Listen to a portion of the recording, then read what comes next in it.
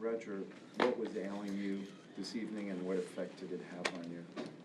Sorry, at the beginning? What was ailing you and what effect did it have on you, physical ailment? I just thought it was very hot tonight, and it was just one of those nights where I guess I felt I couldn't get air. You know, there was no circulation at all, and I don't know, for some reason I just struggled in the conditions tonight. You know, it's one of the first times it happened to me, so it's just, yeah, it's uncomfortable, and clearly just keep on sweating more and more and more as the match goes on, and you know, you lose energy as it goes by. But you know, John was able to deal with it better. He maybe comes from one of the most humid places on earth, from Brisbane, so I knew I was in for a tough one. And you know, maybe when you feel like that as well, you start missing chances, obviously, and I had those, so that was disappointing. But look, I'm just at some point also I was happy that the match was over, I guess. Next question, English, please. Roger, Back here. Yeah. Roger, how did it come about, John coming to Switzerland? Why did you choose him to sort of practice with? I think it was part that he lost early in Paris. So we were looking for somebody who was a great guy and who could train hard, and you know, maybe was looking also for a place to come to and practice on the grass or on hard courts with me before Stuttgart. I didn't know he had a girlfriend in Stuttgart, so I don't just Severin asked him, and he was like, "Yeah, absolutely, I'm ready to come." And we had a great few days and a good time together, and then we saw each other again in Stuttgart. We almost played, I think, against each other there too.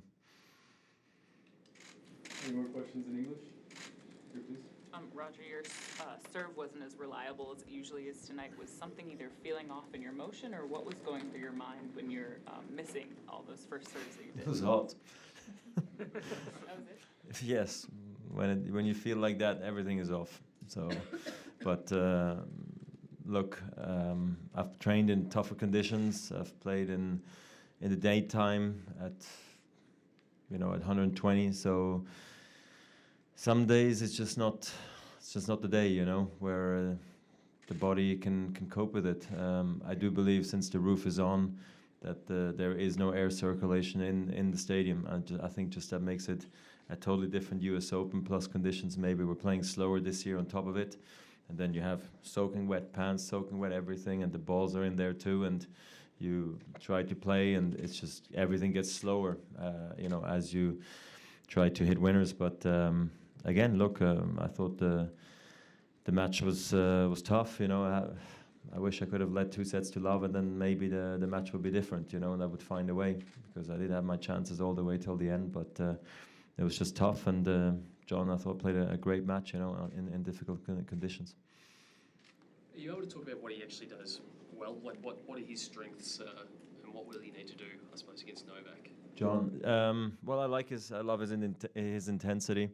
You know, he reminds me of David Ferrer, and those are the guys that, you know, I admire a lot. You know, when I see them, when I see how they train, the passion they have for the game. So I love his intensity. You know, he's got a positive demeanor about himself on and off the court. I think he's got a great backhand that he can protect very well down the line and cross court. And when you attack there in the wrong way, he will punish you every time for it.